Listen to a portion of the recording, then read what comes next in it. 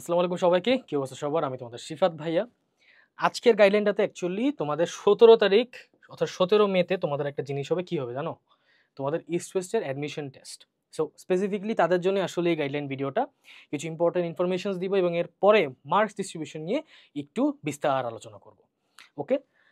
তোমাদের যদি মোটামুটি ক্লিয়ার সবকিছু থাকে then you can directly skip to the marks distribution part, কোনো সমস্যা নাই।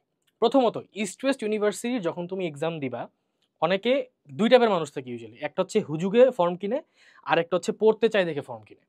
ঠিক আছে? যারা হুজুগে ফর্ম কিনে তাদের কিছু ধারণা থাকে না, এক্সামের দেখা যায় এক সপ্তাহ আগে খুঁজে ইস্ট ওয়েস্টের এক্সাম কেমনে দেয়। ঠিক আছে? আবার যারা হচ্ছে সিরিয়াসলি ইস্ট ওয়েস্টকে টার্গেট করে, ঠিক আছে, তারা আবার একটু আগে থেকে সিরিয়াস থাকে। তো যারা হচ্ছে টার্গেট না করে আসলে ফর্ম কিনছে তাদের জন্য এই পার্টটা আসলে বেসিক্যালি, বিকজ আমি চাই তোমরা সবাই চান্স পাও, কেউ যাতে বাদ না থাকে, মানে বাকি যাতে না থাকে একটি শিশু। এখন প্রথমত কথা হচ্ছে যে আগে একটু আলাপ করি সাবজেক্টের ব্যাপারে।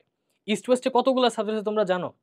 ইঞ্জিনিয়ারিং সাবজেক্ট অনেক ফেমাস সাবজেক্ট, এগুলো মোটামুটি সবাই জানে। তারপর হচ্ছে বায়োলজিক্যাল যে সাবজেক্টগুলো সেগুলো সবার জানে, বাট ডাটা সায়েন্স, তারপর হচ্ছে গিয়ে তোমার ওই সোশিওলজি, এছাড়া আরও অনেক সাবজেক্ট কিন্তু আছে এবং এগুলো তো স্টুডেন্ট ভর্তি হয় না যে জিনিসটা এরকম না। প্রথমত আমি তোমাকে বলবো দুইটা টপিক না, অর্থাৎ বায়োলজি আর হচ্ছে কি ইঞ্জিনিয়ারিং। এই দুইটার মধ্যে তোমরা যারা হচ্ছে ফিজিক্স, হায়ার ম্যাথ আর কেমিস্ট্রি, এই টপিকগুলোর উপর যারা প্রিপারেশন নিচ্ছ, তোমরা আনলক করতে পারবা কি জানো? তোমরা আনলক করতে পারবা ইঞ্জিনিয়ারিং সাবজেক্টগুলো। একটু কাহিনী আছে এখানে। কেমিস্ট্রিটা কিন্তু প্রথমত এনএসসিতে তো হায়ার ম্যাথ তিনটার একটাও নয়, ডিরেক্ট জেনারেল ম্যাথ, বাট ব্র্যাকে কিন্তু কেমিস্ট্রি লাগে না। সো অনেকে এই যে এক আশা নিয়ে ঢুকে যে কেমিস্ট্রির উপর এক্সাম দিতে হবে না, তার আগে একটা ধাক্কা খায়, আয় হায় কেমিস্ট্রি করতে ঢুকলো। এখন ইঞ্জিনিয়ারিং জন্য তোমার এখানে কেমিস্ট্রি এক্সামও দিতে হবে। এরপরে যদি আমি বলি, তোমার যদি তুমি বায়োলজি রিলেটেড যে সাবজেক্টগুলো বেসিক্যালি তোমার, যেমন হচ্ছে গিয়ে তোমার এখানে basically Tripoli CEC, civil engineering, এগুলোর কথা বলতেছি আর কি। বায়োলজি রিলেটেড যে সাবজেক্টগুলো যেমন ফার্মেসি বা হচ্ছে জেনেটিক্যাল ইঞ্জিনিয়ারিং, ইম্পর্টেন্ট অনেক সাবজেক্ট, বড় বড় নাম, সুন্দর সুন্দর নাম। তো এই সাবজেক্টগুলো তোমার হচ্ছে বায়োলজি এবং কেমিস্ট্রি, এই দুইটা টপিক তোমার কভার আপ করে যেতে হবে। আমি কভার আপ বলতে কি বুঝাইতেছি, সিলেবাসের মধ্যে যা আছে সব কিছু তোমার এখান থেকে পড়তে হবে। এরপর আমি যদি টাইমের কথা বলি, ইস্ট ওয়েস্টের এক্সামে কিন্তু এক এক টাইমে এক এক জিনিসপাতি ঘটে, অর্থাৎ এক এক কোর্সের কিন্তু বা এক এক স্টুডেন্টের জন্য এক এক টাইম থাকে। অর্থাৎ যারা ইঞ্জিনিয়ারিং এর জন্য এক্সাম দেবে তাদের এক ধরনের টাইম থাকবে, যারা বায়োলজি বা কেমিস্ট্রির জন্য তাদের এক ধরনের টাইম থাকবে, যারা আবার ইংলিশের এক্সাম দেবে তাদের আরেক ধরনের টাইম থাকবে। ইউজুয়ালি যেটা হয়, তারা সিট ফালায় হচ্ছে গিয়ে একটা স্পেসিফিক রুমে ওই এক টাইম স্ট্যান্ডার্ডের স্টুডেন্টস থাকে, বাট বাই নেচান্স যদি একটু এদিক ওদিক হয় সেক্ষেত্রে তারা আগে থেকে বলে দেয় যে তোমার কিন্তু টাইম এতক্ষণের সময় কিন্তু আমি এসে তোমার কাছ থেকে খাতা নিয়ে যাব। তারা হচ্ছে রোলটা বেসিক্যালি আগে থেকে আইডেন্টিফাই করে রাখে আর কি। আর আরেকটা যেটা, সেটা হচ্ছে যে আমি জানি এটা শোনার পরে তোমরা অনেকে হাসবা, অনেকে এখনো লোকেশন ব্যাপারে ক্লিয়ার না আর কি। ইস্ট ওয়েস্ট হচ্ছে একদম ডিরেক্ট তোমার আফতাবনগর যে গেটটা আছে একদম গেটের ঠিক পাশেই লোকেটেড। ঠিক আছে? একদম গেটের ঠিক পাশেই লোকেটেড। আর যেহেতু এক্সামের দিন তোমরা অনেকে চিন্তা করো যে কোনো রকমে গেলেই হইলো না, জিনিসটা এরকম না। ইস্ট ওয়েস্ট অথবা যে কোনো ভর্তি পরীক্ষা, ইস্ট ওয়েস্ট ব্র্যাক, দুইটারই ভর্তি পরীক্ষার দিন ইন্টার বাড্ডা রোড পুরা ব্লক হয়ে যায়, পুরা ব্লক। ঠিক আছে? সো তুমি যদি টাইম মতো না আসো বা টাইম যদি হাতে নিয়ে না আসো, সেক্ষেত্রে দেখা যাবে যে তোমার হয়তো বা ওই যে আবুলুটার ওখান থেকে হয়তো বা হেঁটে হেঁটে বা দৌড়া দৌড়া ঢোকা লাগতেছে। এই যে হ্যাসেলটা কি করবে জানো? তোমার পরীক্ষার হলের যে মোটিভেশন, এই মোটিভেশনটাকে মোট বানাই দিবে। মোট মানে কি বুঝছো? মানে একদম অবস্থা খারাপ করে দিবে, এক কথা বলা যায়। তো প্রথমত আমরা যেহেতু সিলেবাসের কথা বললাম, এখন আমাদের এই কোর্সের ব্যাপারে একটু আলোচনা করব। এরপরে আমরা ডিরেক্ট মাস ডিসক্রিপশনে যাব। আমাদের এই কোর্সে তোমাদের জন্য যেটা থাকবে সেটা হচ্ছে যে জেনারেল ম্যাথের ক্লাস থাকবে 10টা, হায়ার ম্যাথের ক্লাস থাকবে 10টা, ফিজিক্সের ক্লাস থাকবে 15টা, ইংলিশের ক্লাস থাকবে 10টা, এসে রাইটিং এর ক্লাস থাকবে 3টা, কেমিস্ট্রির ক্লাস থাকবে 10টা, বায়োলজির ক্লাস থাকবে 10টা। দেখতেছো মানে আমরা কিন্তু একদম মানে ফুলে ফেপে দিছি, মানে যত দেওয়া যায়। সো সিলেবাস মিস যাওয়ার কোনো অপশনই নাই ভাই। সিলেবাস পড়বে, এটার মধ্যে কমন কিছু না কিছু আসবেই। ঠিক আছে? এর পাশাপাশি আবার ডিসকর্ড এবং সাপোর্ট গ্রুপ, কারণ এই ক্লাসগুলো কিন্তু রেকর্ডেড।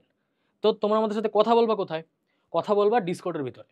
ডিসকর্ডের ভিতরে ভয়েস চ্যানেল থাকে, আমি নিজে ওখানে বসি। তোমাদের ইস্ট ওয়েস্টের যে আহনাফ ভাইয়া থাকে, আছে একজন, উনি হচ্ছে টোটাল ইস্ট ওয়েস্ট জিনিসটুকার লুক ওভার করে।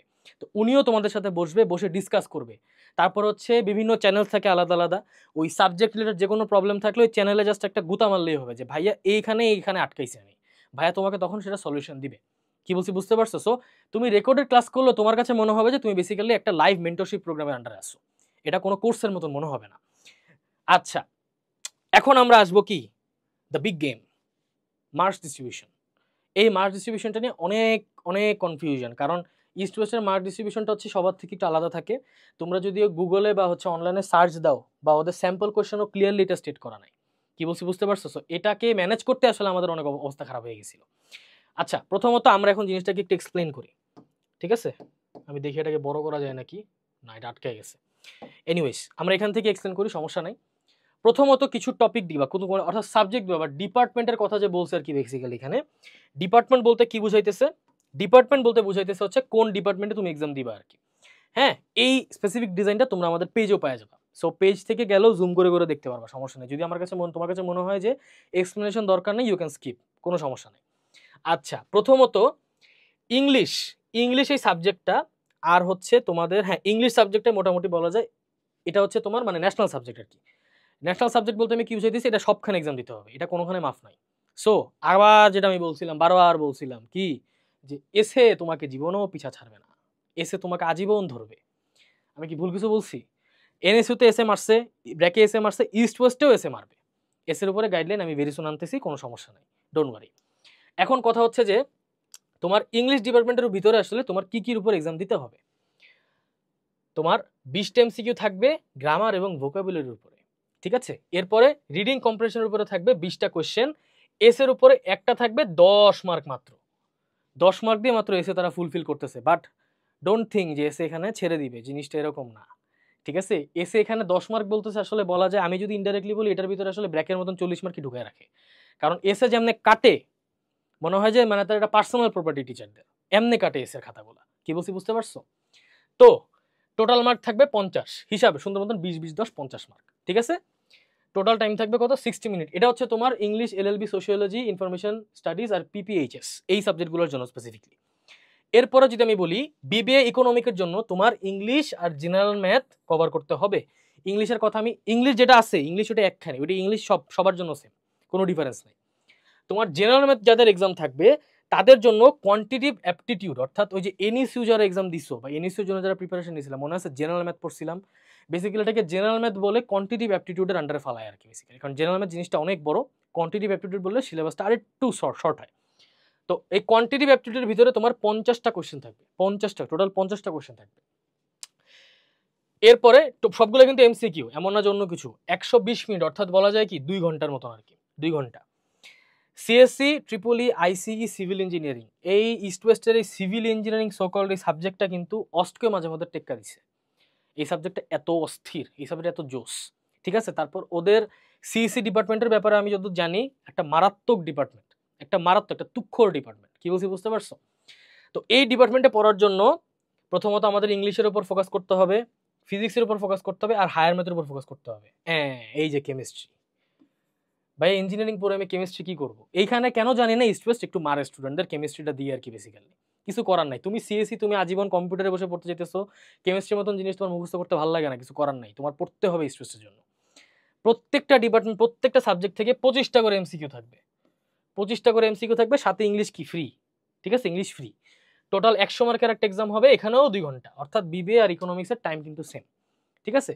তারপর যদি আমি বলি বি ফার্ম অর্থাৎ ফার্মেসি অথবা জিবি অর্থাৎ জেনেটিক্যাল ইঞ্জিনিয়ারিং, এই সিম্পল যে সাবজেক্টগুলো, সিম্পল কি কি বলতেছে মিডলগুলো বেস্ট সাবজেক্ট, সরি ভুল বলে ফেলছি, ইংলিশ, ফিজিক্স, কেমিস্ট্রি আর বায়োলজি। এই যে আবার এই যে কেমিস্ট্রির জন্য আবার ফিজিক্স ঢুকেছে, দেখছো?